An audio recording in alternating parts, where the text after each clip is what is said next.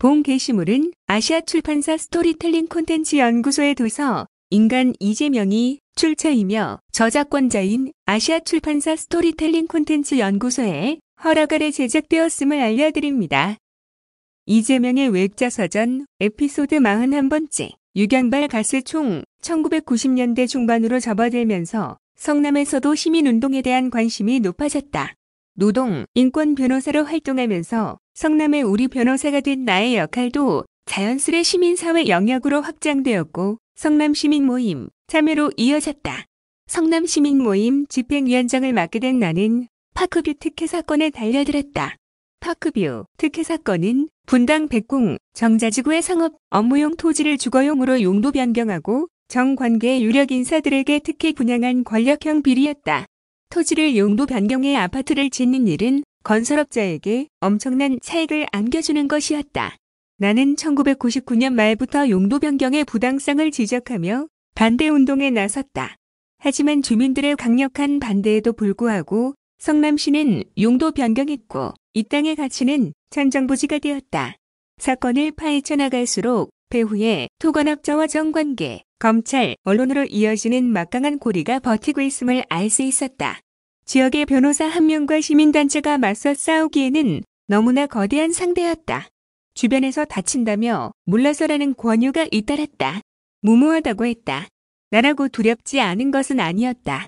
하지만 몰랐다면 모를까 부정이 행해지고 있음을 알게 된 이상 물러서는 것은 옳지 않았다. 결심은 그러했지만 실제의 상대는 예상보다 막강했다. 토건설력은 처음엔 회유책으로 나를 포섭하려 했다. 내가 지역의 노동자와 시민을 위한 언론사를 만들고 싶어 한다는 사실을 알아낸 뒤 20억을 투자해주겠다고 제안을 해왔다. 20억, 1,000만 원도 없어 사무실 겸 비용을 빌렸던 내게 20억이라 나는 이런 제안이 들어왔다는 사실을 동료들에게 얘기했다. 그리고 이렇게 반문했다. 우리가 양심을 팔려면 얼마를 받아야 할까? 돈으로 사람도 영혼도 살 수 있다고 믿는 세력들이었다. 나는 한 5천억은 받아야 하지 않겠냐고 했다. 성남시민 모임과 같은 단체를 전국적으로 2에서 300개쯤 만들어 운영하려면 그 정도는 있어야 하지 않을까 싶었다. 모두가 웃었다. 웃픈 농담. 그들은 이날의 농담을 소문냈다.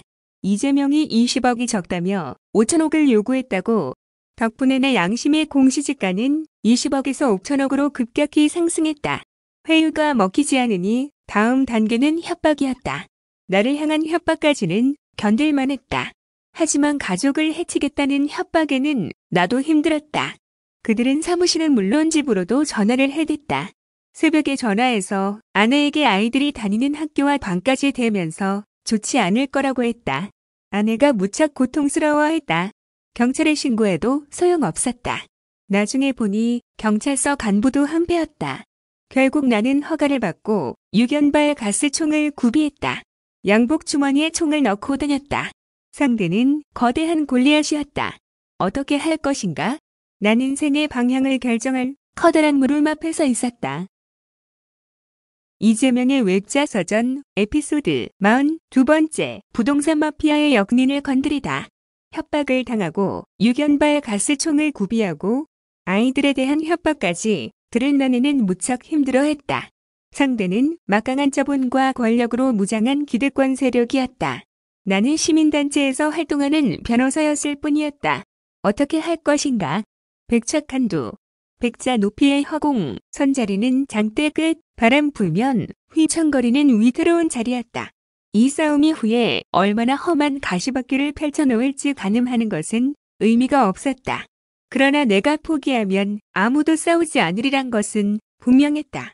몰랐다면 모를까 알고서도 부정과 싸우지 않는 것은 양심이 허락하지 않았다.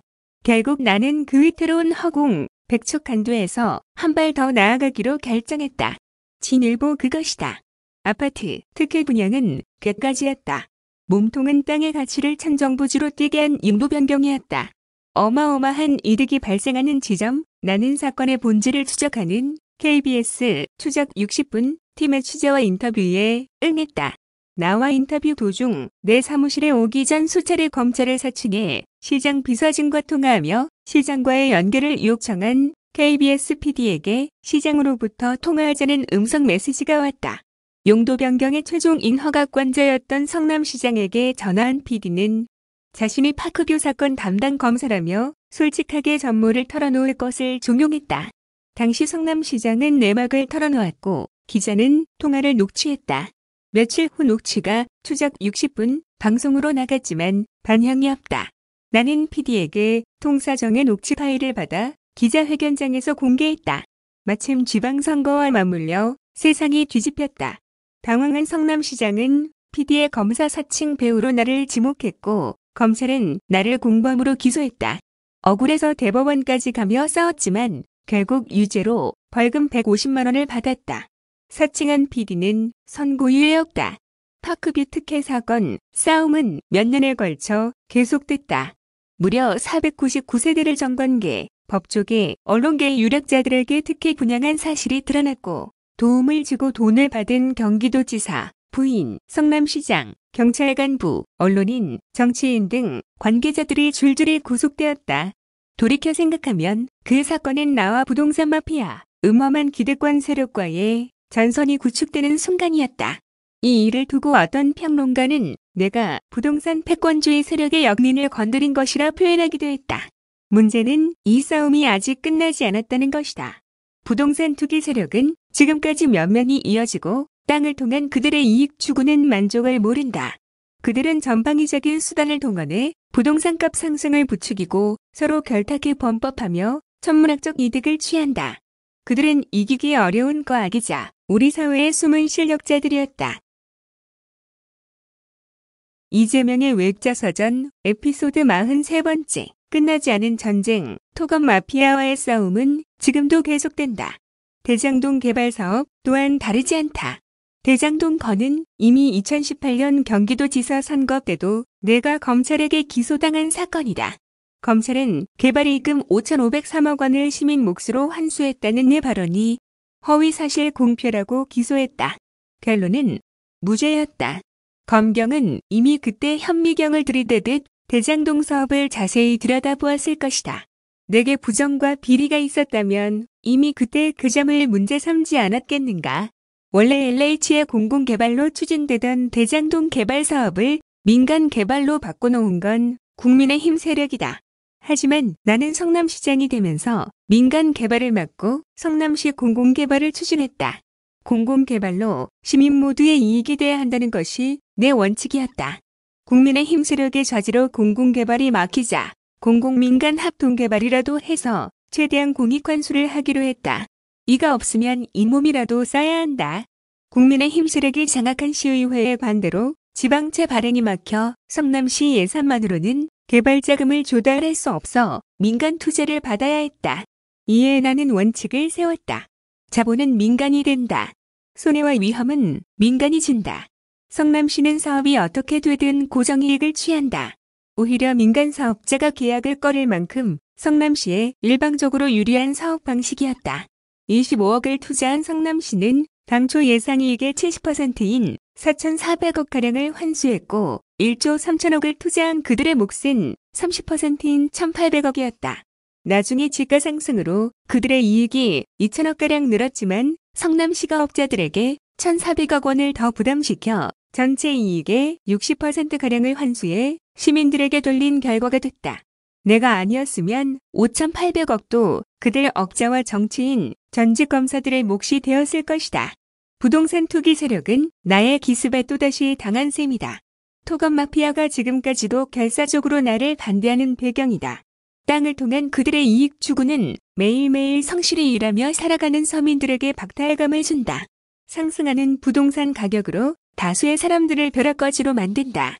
공동체 전 구성원들로 하여금 이 사회의 공정과 정의를 회의하게 만든다. 불로소득은 누군가의 손실이다.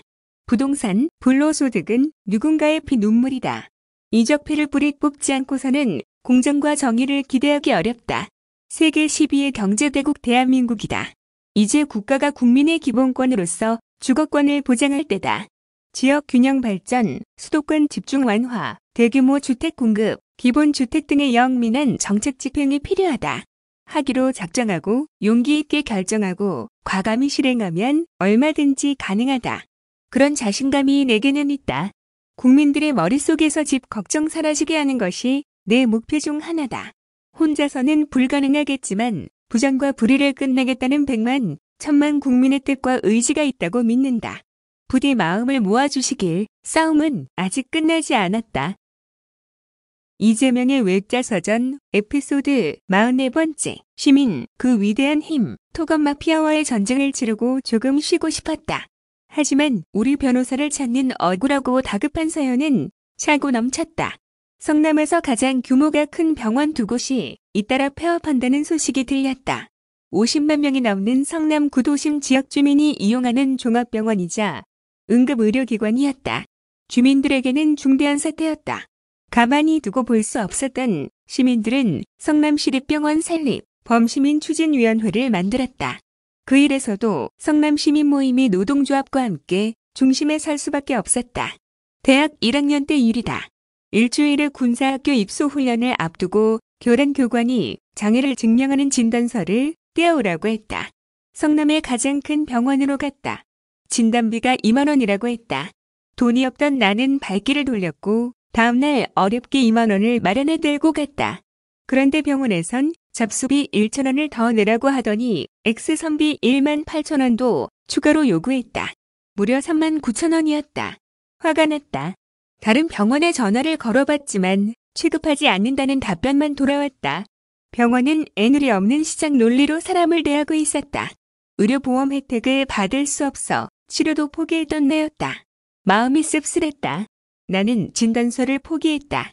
그리고 경험 삼아 입소를 하기로 하고 비장애인 친구들과 똑같이 군사훈련을 받았다. 그런 일을 겪으며 의료에서 공공성이 얼마나 중요한지를 깨달았다. 다급한 생명에 문제이지 않은가. 성남시립병원 설립 추진 운동은 다수 서민들을 위한 길이었다. 결국 나는 추진위원회의 공동대표를 맡게 됐다. 우리는 시립병원을 세우기 위해 주민발의 조례 제정에 나서기로 했다. 주민발의 조례 제정은 지방자치에 처음 만들어진 제도였고 교과서에나 있는 것이었다. 그것을 현실에서 실현하겠다고 꺼내든 것. 지역 정치인들이 비웃었다. 압력을 행사하기 위한 퍼포먼스 정도일 거라 생각하는 사람도 많았다. 하지만 우리는 진심이었다. 나 또한 그때도 지금도 한다면 하지 신용만 하는 사람은 아니다. 한파가 몰아치는 겨울 우리는 노상에서 핸드마이크를 들고 주민발의 참여자를 모집하기 시작했다. 노조원들과 성남시민 모임뿐만 아니라 변호사 사무실, 상근자들까지 달라붙었다. 새벽 2시까지 일하는 날들이 반복됐다. 그렇게 주민발의자 18,595명을 모았다. 주민발의자는 자신의 거주지와 신원을 증명하는 주민증까지 확인해야 한다. 그럼 발의자를 3주 만에 2만 명 가까이 모은 것이었다. 설립 지지 성명에는 20만 명이 넘는 시민이 참여했다. 구도심 지역 시민의 절반에 가까운 숫자였다. 시민들의 뜨거운 반응에 우리 모두가 놀랐다. 주민이 공공의료원 설립을 위해 스스로 나서 직접 발의한 조례안, 그것은 지방자치 역사에 기록될 기념비적인 일이었다. 스스로 나서는 위대한 시민, 존경스러웠다. 이재명의 외자서전 에피소드 45번째. 47초 만에 무산된 시민의 꿈. 마침내 2004년 3월 24일 성남의료원 설립 및 운영 조례안이 성남시의회에 상정되었다. 당일 우리는 시의회 참관 인석에 자리 잡은 우리는 시장과 시의원들이 시립의료원을 설립하라는 성남시민의 압도적인 바람과 여론을 쉬일 무시하지 못할 거라 여겼다. 하지만 잠시 후 믿을 수 없는 장면이 연출됐다.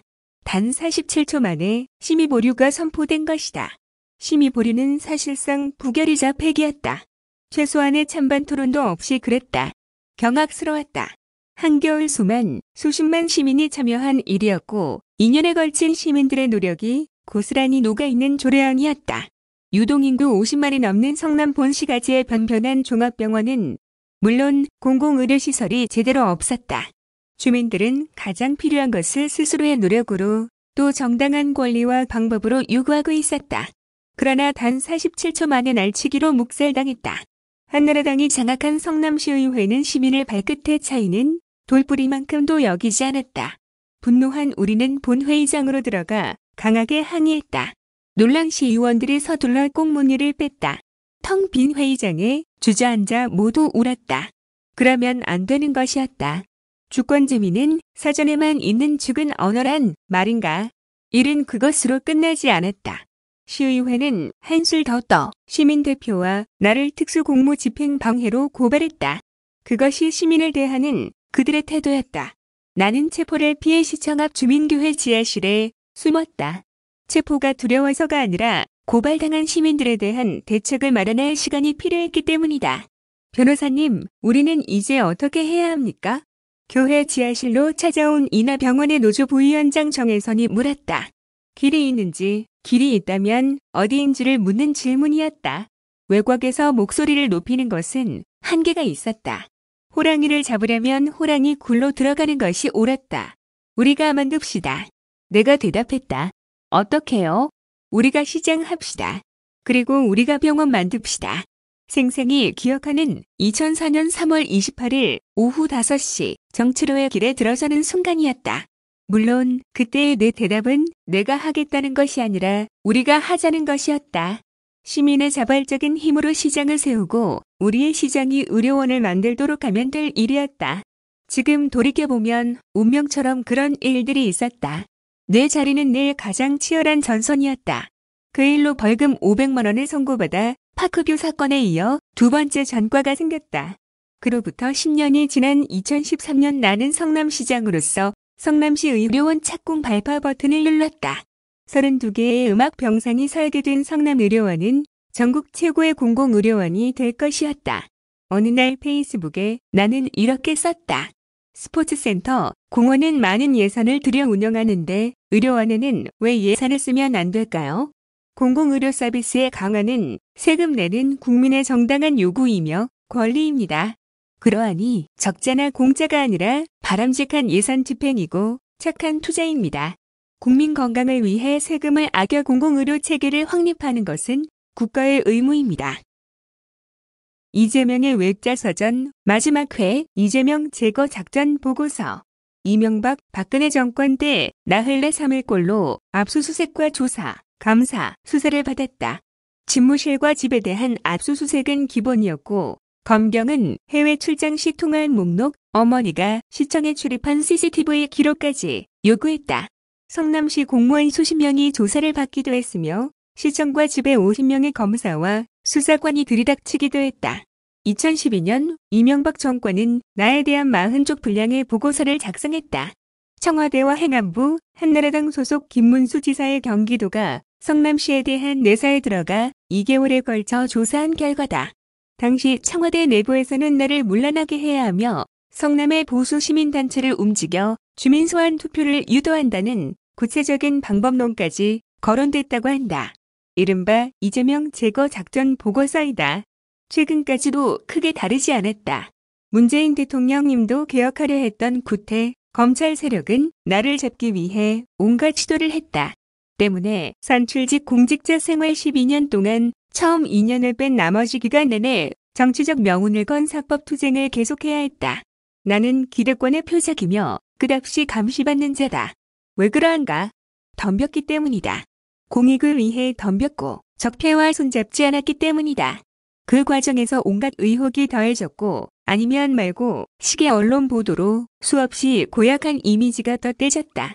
나는 내가 어항속 금붕어임을 잘 알고 있다. 호시탐탐 나를 제거하려는 세력은 지금도 매 순간 나를 캐고 흔들어댄다. 이는 팩트이다. 그러하니 부패가 내겐 곧 죽음이다. 누구나 알 수 있을 것이다. 그런 상황에서 내게 털끝만큼의 비리와 부정이 있었다면 내 정치적 생명은 끝장났으리란 걸. 내가 살아남는 길은 오직 청렴이라는 방어막을 치는 것뿐이었다. 빈틈없이 철저히 잠시의 부주에도 허락되지 않는 전장, 내 심장을 맞추기 위해 쏟아지는 화살들. 하지만 나는 아직 살아있다. 가끔 생각한다. 판검사를 하고 변호사로 무난하고 평범한 삶을 살았다면 어땠을까? 좋아하는 여행을 다니고 낚시를 하고 자전거를 타고 가족과 맛있는 것을 먹는 지극히 일상적인 삶을 살았다면 어땠을까? 많이 힘겨운 어떤 날은 그런 고민도 스친다. 하지만 길은 이리로 흘렀고 나는 거부하지 않았으며 최대한 성실히 내게 주어진 길을 걸어왔다. 내가 희망하는 사회는 더불어 함께 사는 세상이다. 그런 세상을 만드는데 내가 도움이 될 수 있길 희망한다. 하지만 누구나 더불어 함께 잘 사는 그런 세상은 가만히 기다린다고 오는 것이 아니어서 나의 싸움은 아직 마무리되지 않았다. 다만 혼자 싸워서는 절대 이길 수 없음을 절절히 느낀다. 함께 싸워줄 동지들이 필요하다. 그러하니 이 글을 읽는 여러분들께 슬쩍 물어보고 싶은 것이다. 여러분, 이재명입니다. 어떠신가요? 저와 함께 하시겠습니까? 이재명의 외자서전 연재를 마치며 작년 10월 25일 연재를 시작할 때 가을밤 장작 타는 소리 같은 소곤거림이 되길 기대했는데 제 마음이 제대로 전해졌는지 모르겠습니다. 군사정권의 소가 5.18 광주 피해자들을 비난하는 2차 가해에 동원되었다가 대학 입학 후 광주의 진실을 알게 되면서 성실하고 소박한 다수의 사람들, 가진 게 없어서 서러운 이 사회의 약자들을 위해 살겠다고 다짐했었습니다. 그리고 그 다짐 지키기 위해 여기까지 왔습니다.